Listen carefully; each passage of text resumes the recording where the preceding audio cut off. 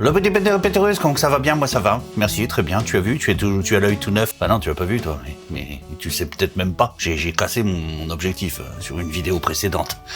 Il a bien fallu que je m'en rachète un nouveau. On me dit que ça va être chaud pour le rentabiliser avec cette vidéo. Je sais pas, voyons ça tout de suite. De quoi on va parler aujourd'hui? Donc à la question comment rénover un mur trop abîmé, il existe une solution radicale et très simple. On se fait des montagnes, en fait, mais c'est quand même relativement simple. C'est le papier peint à peindre. Alors attention, c'est pas de la toile de verre. C'est pas non plus des fibres à peindre. C'est vraiment du papier peint à peindre. C'est assez fin, ça fait 60-80 grammes. Une fois que c'est collé, on le peint. Donc en fait, on utilise ce type de produit pour des murs vraiment hideux. Des murs qui ont subi des coups dans l'enduit, des griffures, des marques, des trous. Bref, le genre de mur où il faut sacrément se relever les manches. Et si tu es en t-shirt, eh ben t'as pas besoin de le faire. Imaginons que tu n'es pas à l'aise avec l'enduit, un petit peu plus avec le papier peint, bah écoute, c'est une bonne solution. C'est surtout beaucoup plus rapide que le ratissage. Alors, on va poser un papier peint qui au demeurant n'est que pré-peint, qui permet donc de cacher la misère, grâce à une surface gaufrée.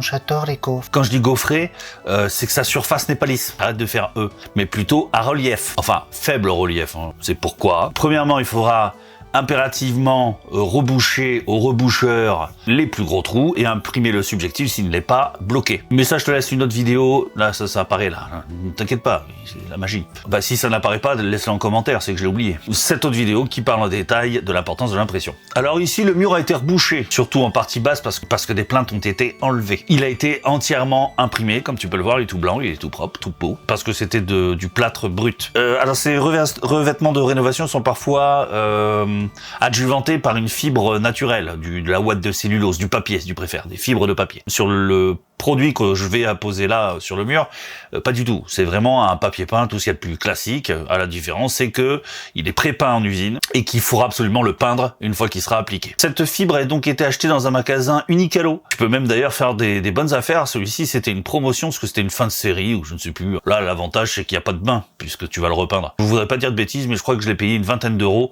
le rouleau, ce qui est vraiment pas cher, hein. C'est des rouleaux qui font en règle générale 20 mètres de long sur 1 mètre de large. Tu peux donc faire un mur de 20 mètres carrés pour 20 balles.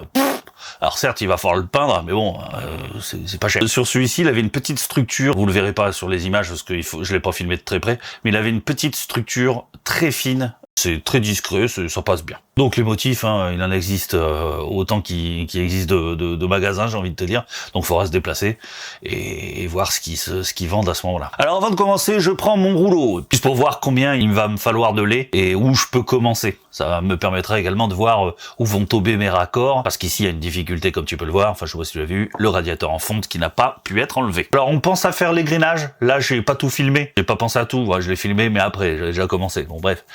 Mais comme tu peux voir ici, mon outil de travail organique passe à plat un couteau d'enduiseur partout pour faire sauter les petites imperfections qui seraient collées sur la surface du mur pour éviter qu'elle ne déchire le papier quand je vais le maroufler. Hein, c'est ce que tu fais en général quand tu poses du papier peint, on fait l'égrenage. Alors pour aller plus vite, je découpe mes laits à l'avance. Pour ce faire, j'ai mesuré la hauteur depuis le sol au plafond et j'ajoute à peu près 5 cm de marge, hein, qui diront 5 en bas, 5 en haut, c'est bon 5 cm. Alors sauf si ton mur est comme ça, oui. Donc 5 cm ça suffit largement. Tu fais des économies. Il y a aussi le fait que je vais découper un petit peu à l'arrache les laits. Comme j'ai calculé combien il me faut de lait, bah je les découpe une bonne fois pour toutes. Puis c'est plus facile, hein, je mesure bien le premier lait et ensuite je pose mon rouleau au-dessus pour le déplier à la bonne longueur à chaque fois. Et j'en fais des petits rouleaux. Ensuite, avec mon niveau à bulle, je fais ma ligne de départ, de haut jusqu'en bas. Ensuite, ici, il faut utiliser une colle pour revêtement lourd, souvent appelée colle TDV. TDV pour toile de verre, même si ici le papier est 2 fois plus léger qu'une toile de verre et que c'est pas une toile de verre, il n'en demeure pas moins que ça sera plus solide de le coller avec de la TDV qu'avec une colle classique pour papier peint. Sans compter que ça t'a pas échappé, puisque tu as l'œil du lynx et la laine du lynx aussi. Le papier qu'on va coller ici fait 1 mètre de large. Il pèse son poids en fait. J'en colle un peu plus qu'une largeur de lait, pour éviter que la colle ne sèche trop vite. Une fois que je suis sur mon escabeau, je déplie le lait en évitant de le coller trop près du mur. Et autrement, tu vas se dire d'entrée, bref, on travaille pas comme des cochons, quoi. Je fais dépasser le lait de quelques centimètres, assez pour que tout l'angle du haut soit recouvert. Je m'aligne sur mon trait vertical que j'ai précédemment tiré. J'applique d'abord le côté gauche en pressant le papier en haut pour éviter qu'il ne glisse.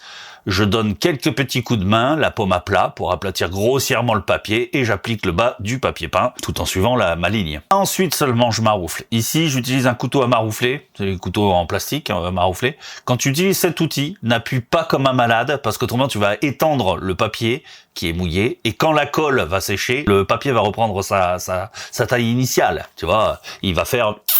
Et voilà, très content. Il sera apparaître les joints entre les laits. Et ça va être vraiment dégueulasse. Tu fais ce que tu veux, c'est pas chez moi. Tu maroufles vers les extérieurs pour chasser les bulles d'air du dessous du papier. Quand tu estimes que tu as suffisamment bien marouflé, tu vas pouvoir faire tes arasements, tes découpes si tu préfères. Là ici, j'avais une petite difficulté toute minuscule à passer, une poutre en travers. Je t'affiche une autre vidéo qui parle justement de ce genre de difficulté. Et on continue. Si t'as un outil de travail comme moi, organique, c'est le moment de se rouler les pouces. Tu te mets un peu à l'écart et tu les laisses appliquer la colle pour le prochain lait. C'est amusant de ne rien foutre. Mon outil de travail savait de quoi en parler. Ensuite, tu appliques le lait suivant en te collant bord à bord avec le lait précédent. Tu commences par le haut et tu descends, comme tu l'as fait pour le premier lait, et comme tu feras pour les suivants. Quand tu as fait le marouflage de la partie haute, tu peux aussi la raser. Attention, toutes tes coupes se feront avec un couteau d'enduiseur en métal, en alliage de métal, pas avec ton couteau à maroufler en plastique. Comme je le vois tout le temps sur internet, ne fais jamais tes découpes avec un couteau à maroufler en plastique. Parce que si tu lui mets un petit coup de cutter à ton petit couteau à maroufler en plastique, quand tu vas maroufler le papier, bah tu risques de le déchirer. Et oui, ton papier, Michel, qu'est-ce que tu veux déchirer? Ton cul? Il est con, tu vois. Une fois que le haut est fait, alors tu peux faire le bas. Passons de difficulté commune dans les anciennes maisons, la tuyauterie. Amène le papier peint en position basse, de façon à ce que le papier touche les accroches des tuyaux, on va appeler ça des bagues. Je sais même pas comment ça s'appelle, c'est un plombier qui passe dans le coin, il a qu'à nous le dire, en commentaire. Là, tu donnes un petit coup de cutter qui va te servir de repère. Tu relèves le papier et tu donnes un coup de cutter sur le reste du papier jusqu'au bout, quoi. Hein. Ici, j'ai plusieurs bagues à passer, alors je les fais toutes. Lorsque tu veux passer correctement une de ces bagues d'attache, tu dois faire une série de petits coups de cutter en étoile, tout le tour de ton repère. Ça va permettre de faire épouser parfaitement le papier autour de la bague de forme circulaire. Ensuite, passe ton papier sous le tuyau et utilise le couteau à maroufler pour maroufler le papier autour des bagues de tuyauterie. Tu fais l'arasement du bas pour que le reste du papier ne t'ennuie pas pour la fin de la pose. Quand le papier sera sec, tu pourras donner un coup de cutter sur les petits morceaux triangulaires qui font à présent le tour de la bague. Ce sera plus pratique. Les radiateurs sont également des passages difficiles, avec toutefois un peu plus de difficulté. On amène le papier peint derrière le radiateur jusqu'au crochet qui porte le radiateur dans le mur. On les repère de la même manière qu'on l'a fait pour les tuyaux, avec un petit coup de cutter.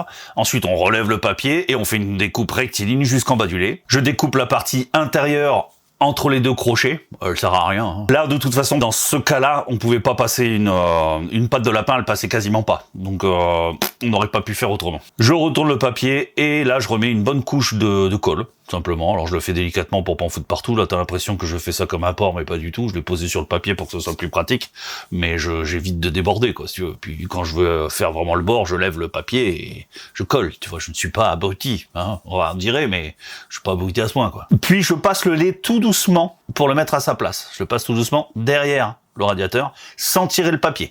Tu peux y aller, tu peux le froisser sans souci. Attention, là on parle bien d'un papier à peindre. Pas d'une fibre. La fibre, tu peux pas la tordre comme ça. Si tu fais des plis, ça risque de se voir. Non, le papier, il est quand même léger, quoi. Effectivement, tu peux presque le plier en le marouflant, ça va se remettre en place. Donc, n'aie pas peur. Mais ne tire pas, parce que c'est délicat. Quand il est trempé, il est plus fragile. Et une fois que tu l'auras marouflé, il va reprendre sa place et sa taille, enfin, sa beauté. Il sera de toute beauté. Pour le dernier lait, surtout quand il est étroit, comme dans mon cas, je coupe la largeur nécessaire, plus environ 5 cm, en utilisant mon escabeau. Tu vois, je mets mon escabeau comme ça, je le pose dessus et un coup de cutter. Ouais, astuce. Je laisse Judas appliquer de la colle. Judas, c'était mon outil de travail, là, au cas où tu n'aurais pas reconnu sa tête. Puis, j'applique le dernier lait en commençant par le haut et en allant jusqu'au bas. Quand le papier est sec, l'idéal, c'est au moins d'attendre le lendemain. Après, tu fais ce que tu veux, t'es chez toi, je m'en fous toujours, quoi. Et tu oublies pas que tu le peins en 2 couches. Ce papier pourra être peint autant de fois qu'on veut. Bon, il y a des limites. Quand tu vois qu'il commence à ressembler à la largeur d'un placo,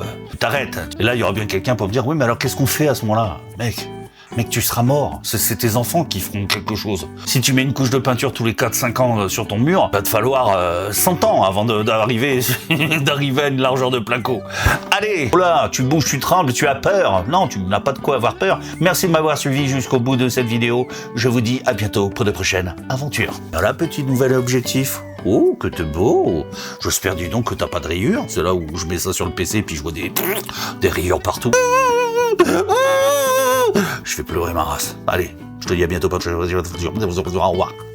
Si tu es arrivé jusqu'à ce message, c'est qu'il t'arrive de regarder à fond mes vidéos. Ça me fait quelque chose. Jadis, tu étais un simple petit pender. Grâce à mes nombreux tutos, tu es enfin arrivé au sommet de la chaîne alimentaire. Toutefois, tu peux pousser ta curiosité à regarder les 2 vidéos que je te propose là. Et n'oublie pas le petit pouce bleu juste en dessous. C'est si mignon. Tu es mon seul espoir.